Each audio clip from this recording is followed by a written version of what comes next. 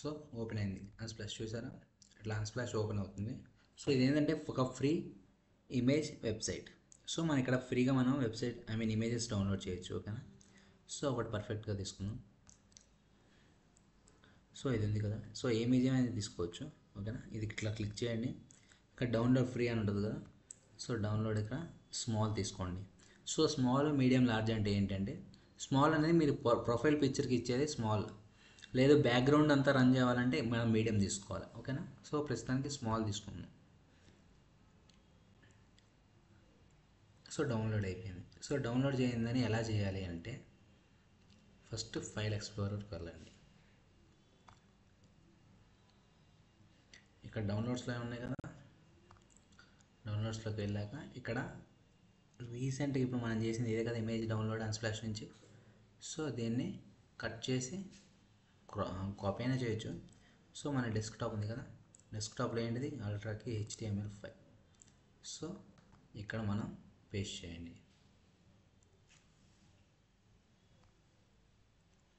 So paste చేసారా, name change చేసుకోండి. So show more options, name rename చేయండి. So ఈ నేమ్ ఏంటంటే చైల్డ్స్, లేకపోతే చిల్డ్రన్ అని పెడదాం. ఓకేనా. సో ఎంటర్ కొట్టండి. సో ఇక్కడ అనేది మనకు ఆటోమేటిక్గా ఇప్పుడు సేవ్ అయింది కదా. సో మనం ఇప్పుడు విజువల్ స్టూడియోకి వెళ్ళండి. సో మీరు ఇక్కడ మీకు గమనించారంటే ఆటోమేటిక్గా ఇక్కడికి వచ్చిందా లేదా చిల్డ్రన్ అనేది. సో చూసారు కదా. So children.jpg. సో ఇప్పుడు ఏం చేయాలంటే ఇక్కడ మనం children.jpg, అర్థమైందా. సో ఇక్కడ ఏంటంటే ఇంకోటి ఆల్ట్ దగ్గర ఏం పెట్టాలంటే చిల్డ్రన్ అని పెట్టుకోండి. ఈ ఆల్ట్ అంటే ఏంటి అసలు ఏంటంటే మనం ఒక్కోసారి ఇమేజ్ మనకు కానీ రన్ అవ్వకపోతే, ఇమేజ్ అనేది పాత్ బ్రేక్ అయిపోతే, అలాంటప్పుడు మనకి ఈ చిల్డ్రన్ అనే ఇమేజ్ ఇక్కడ మనం ఏమి ఇమేజ్ ఇచ్చానో తెలుసుకోవడానికే ఇక్కడ నేమ్ రాస్తాం. సో పాత్ అనేది బ్రేక్ అయినప్పుడు మనకి ఆటోమేటిక్గా ఈ ఆల్ట్ చిల్డ్రన్ అనేది చూపిస్తుంది.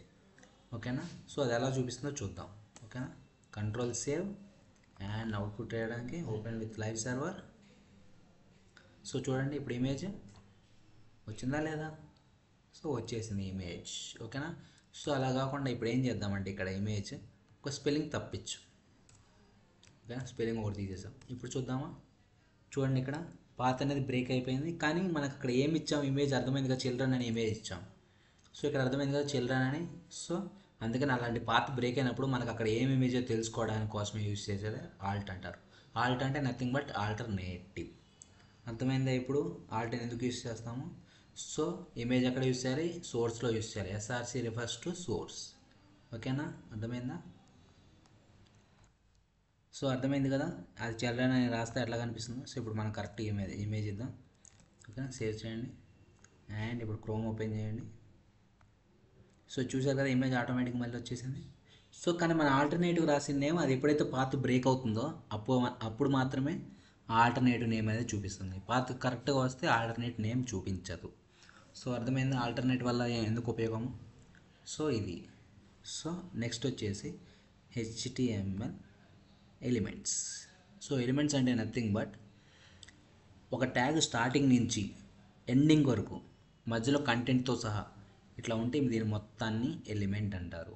ఏంటది, ట్యాగ్ స్టార్టింగ్ కానించి ఎండింగ్ ట్యాగ్ వరకు మధ్యలో కంటెంట్ ఏదైనా సరే మొత్తాన్ని ట్యాగ్తో సహా కలిపి అనేదాన్ని ఎలిమెంట్ అంటారు. సో ఇదంతా కలిపి ఒక ఎలిమెంట్ అంటారు. ఓకేనా. HTML is defined by A starting tag, some content and end tag. అర్థమైంది కదా. సో అదే రాసాము. సో ఇప్పుడు పారాగ్రాఫ్ P అని ఉంది, ఇక్కడ ఎండింగ్ ఉందా లేదు, ఇక్కడ ఎండింగ్ ఉందా లేదు. సో అలాంటప్పుడు ఏంటంటే పాత్ బ్రేక్ అయిపోయినట్టు అక్కడ. సో అందుకనే ఖచ్చితంగా ఎండింగ్ ట్యాగ్స్ అనేది ఉండాలి కంపల్సరీ, అప్పుడే అది ఎలిమెంట్ అవుతుంది, అప్పుడే మనం ఏది చేయాలన్నా వీలవుతుంది. అర్థమైంది కదా. సో అదే nothing but HTML element. So next one is HTML attributes. So ఒక యాట్రిబ్యూట్ అంటే ఏంటి. HTML elements can have attributes. ఒక HTML ఎలిమెంట్కి యాట్రిబ్యూట్స్ కూడా ఉంటాయి. సో యాట్రిబ్యూట్ అంటే attributes provides additional information about elements. ఒక ఎలిమెంట్ యొక్క అడిషనల్ ఇన్ఫర్మేషన్ తెలుసుకోవడం కోసం యాట్రిబ్యూట్ యూజ్ చేస్తారు. Attributes are always specified in the start tag. So attributes ఎక్కడ రిఫర్ చేస్తుంది అంటే స్టార్టింగ్ ట్యాగ్లోనే మాత్రమే రాయాలి. ఓకేనా. అది చూపిస్తాను ఎక్కడ రాయాలో కూడా. And attributes usually come in name value pair equal to name equal to value. So ఒక యాట్రిబ్యూట్ నేమ్ ఉంటే దాన్ని యాట్రిబ్యూట్ నేమ్ అంటారు, ఈక్వల్ టు తర్వాత ఉంటే దాన్ని వాల్యూ అంటారు, attribute value. So attribute name equal to attribute value, అర్థమైందా? Equal to ముందుంటే attribute name అంటారు, ఈక్వల్ టు తర్వాత ఉంటే యాట్రిబ్యూట్ వాల్యూ అంటారు. ఓకే, అర్థమైందా? సో దీన్ని ఇప్పుడు ఎలా రాయాలో చూద్దాము. ఓకే, సో మనకు తెలియకుండానే మనం ఇక్కడ ఉపయోగించాం, గమనించారు ఇక్కడ హెచ్ఆర్ఎఫ్ అంటే హియర్ రెఫరెన్స్ ఉంది కదా, ఈక్వల్ టు చూసారా? సో ఇది ముందుండేది ఏంటిది? Attribute name. సో ఇదంతా ఏంది? Attribute value. సో టార్గెట్ అనేది యాట్రిబ్యూట్ నేమ్, ఈక్వల్ టు తర్వాత ఉండేది యాట్రిబ్యూట్ వాల్యూ. సో ఇక్కడ ఎస్ఆర్సీ చూడండి, ఎస్ఆర్సీ కూడా attribute name and children JPG అనేది ఇక్కడ value. Alt equal to attribute name and children equal to attribute value. So ఇదే nothing but attributes. ఓకేనా? So next topic HTML horizontal rules. Horizontal rules అంటే తెలుసు కదా. So HR represents to horizontal rule. So ఒక horizontal rule HR అంటే ఏంది చెప్తాను. So HR tag defines A thematic break in HTML page. So ఒక element తర్వాత ఒక బ్రేక్ కావాలంటే, ఐ మీన్ ఒక లైన్ రావాలంటే హారిజంటల్ అనే ట్యాగ్ యూస్ చేస్తే ఒక లైన్ అనేది వస్తుంది, నథింగ్ బట్. అర్థమైందిగా?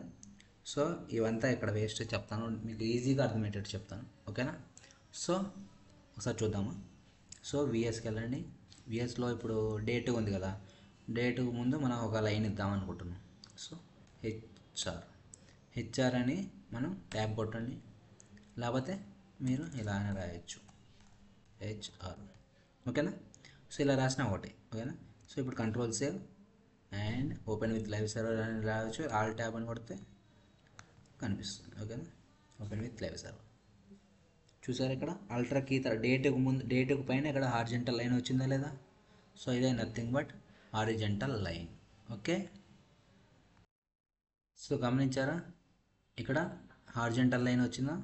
సో ఇదే nothing but horizontal line. So మీరు ఒకటి గమనించండి, ఇక్కడ హెచ్ఆర్ కానీ దాని క్లోజింగ్ ట్యాగ్ అనేది ఇవ్వలేదు, చూసారా ఇక్కడ. సో మీకు ఫస్ట్లో చెప్పాను, ఫస్ట్ క్లాస్. సో అక్కడ ఏం చెప్పానంటే కొన్ని సింగిల్ ట్యాగ్స్ ఉంటాయి, కొన్ని పేర్ ట్యాగ్స్ ఉంటాయి కదా.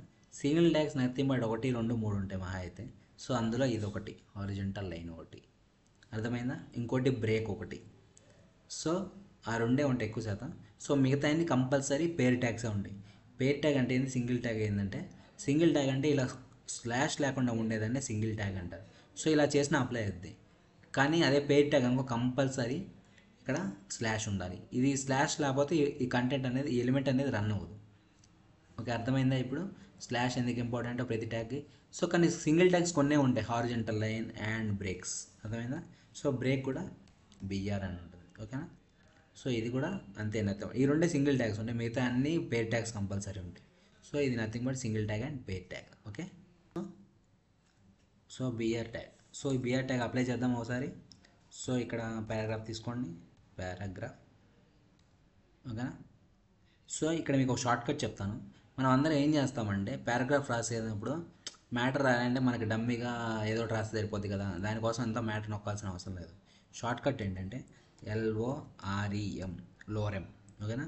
లోరెమ్ అని కొట్టిన తర్వాత స్పేస్ లేకుండా వెంటనే ఏదైనా ఒక 10 వర్డ్స్ కావాలంటే 10 అని, లేకపోతే 50 వర్డ్స్ కావాలంటే 50 అని అలా కొడితే ఆటోమేటిక్గా అది 10 కావాలంటే 10 కొట్టిన తర్వాత వెంటనే ట్యాబ్ కొట్టండి. సో ఒక 10 వర్డ్స్ క్రియేట్ అవుతాయి ఆటోమేటిక్. ఇది ఒక షార్ట్ కట్. ఓకే, సో ఇది ఒక షార్ట్ కట్. ఇప్పుడు అవుట్పుట్ చూద్దామా. Control save and output.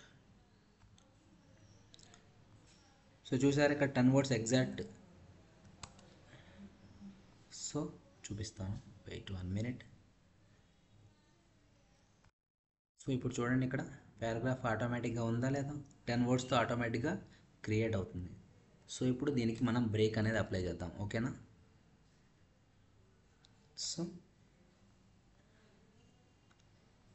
So ఇక్కడ మనం ఏం చేద్దామంటే ఇక్కడ లోవర్ 2 వర్డ్స్ తర్వాత బ్రేక్ అనేది యూస్ చేద్దాం.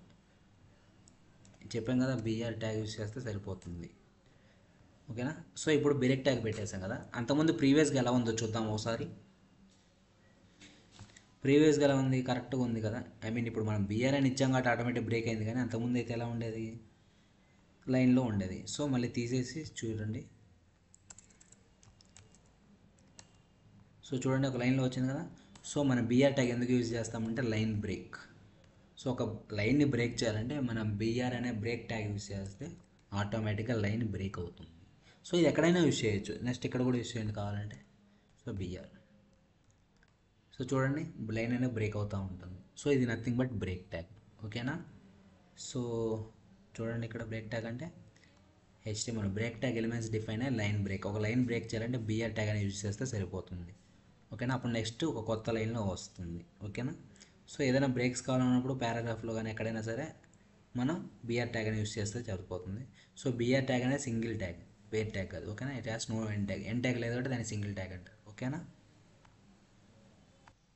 So welcome to day 3 and ఇవాళ HTML ఏంటో చూద్దామా. సో HTML ఇవాళ topic is and HTML styles.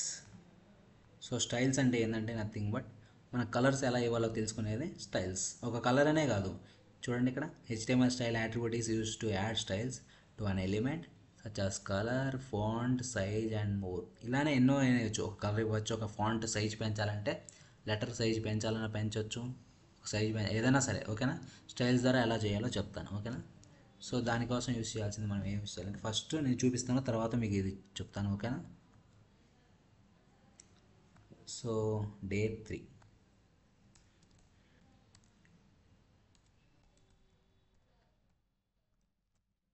So day 3 create అయింది కదా. సో ఇప్పుడు ఏం చేద్దామంటే ఇక్కడ H2 ట్యాగ్ తీసుకుందాము. H2 ట్యాగ్ తీసుకుందాం. దీనికి ఎలా అప్లై చేయాలంటే ఒక కలర్. సో ఫస్ట్ స్టైల్ మీకు చెప్పే కదా, కలర్స్ అప్లై చేయాలంటే CSS యూస్ చేయాలి అన్న కదా. సో CSSలో నేమే ఉంది, ఏమని క్యాస్కాడింగ్ స్టైల్ షీట్స్ అని. సో దాంట్లో పేరే ఉంది కదా స్టైల్ అనేది. సో ఆ స్టైల్ ట్యాగ్ అనే స్టైల్ యాట్రిబ్యూట్ నేమ్తోనే మనం ఇక్కడ నేమ్స్ రాస్తాం. ఓకేనా. సో స్టైల్ ఈక్వల్ టు మనకు కావాల్సిన కలర్ పెట్టుకోవచ్చు. ఎలా పెట్టాలంటే చూపిస్తాను చూడండి ఇక్కడ. Colour equal to red, colour colon red semi colon, ఇలా యూస్ చేస్తే సరిపోతుంది. ఓకేనా. ఇప్పుడు చూడండి.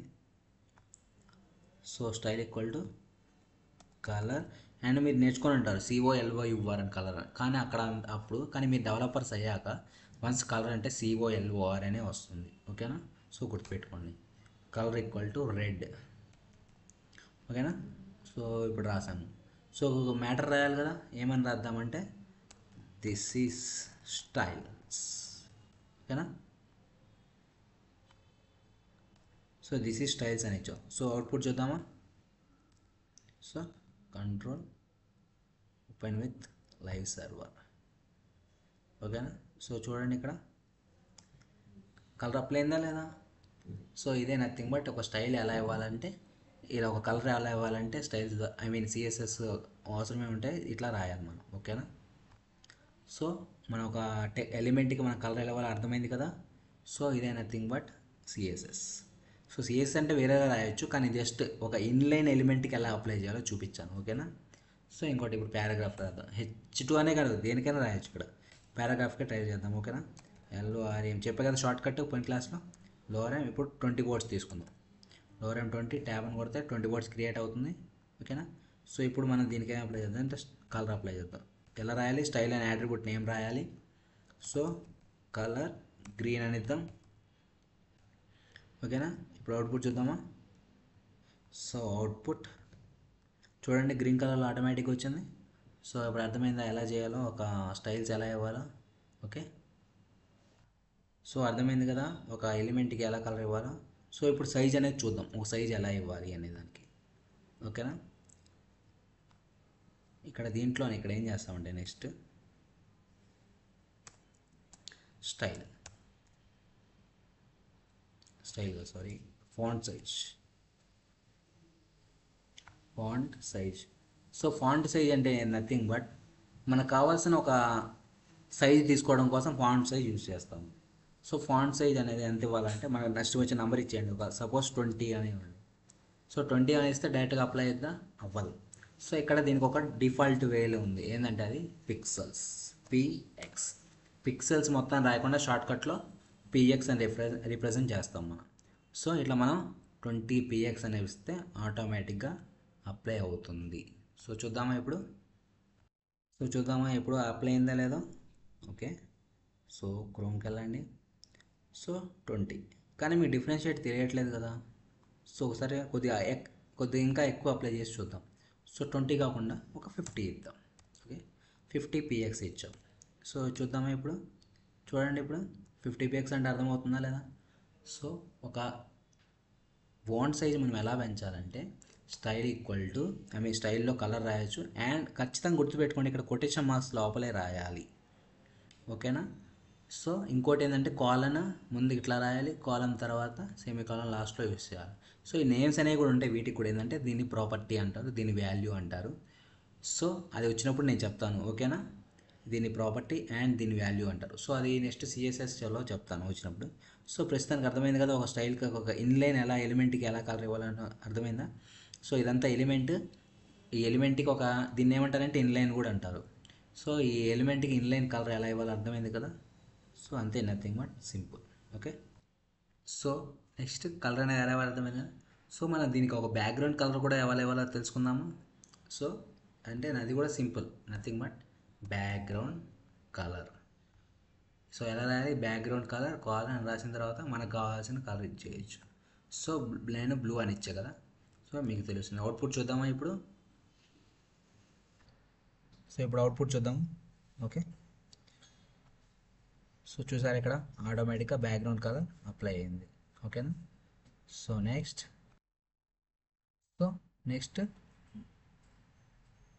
అండ్ ఇక్కడ చూడండి. సో ఓకేనా, కలర్ అప్లై అయింది. సో నెక్స్ట్ ఏంటంటే దిస్ ఈ స్టైల్స్ అనేది మనం మిడిల్లో తేవాలి. సో ఓకేనా, అది ఎలా తేవాలో చూద్దాం. సో స్టైల్ కలర్ ఇచ్చాం, బ్యాక్గ్రౌండ్ కలర్ ఇచ్చాం, దీన్నే దిస్ ఈ స్టైల్స్ అనేది సెంటర్లో చేయాలి. సో దానికోసం యూస్ చేయాల్సిన ప్రాపర్టీ ఏంటంటే టెక్స్ట్ అలైన్ సెంటర్.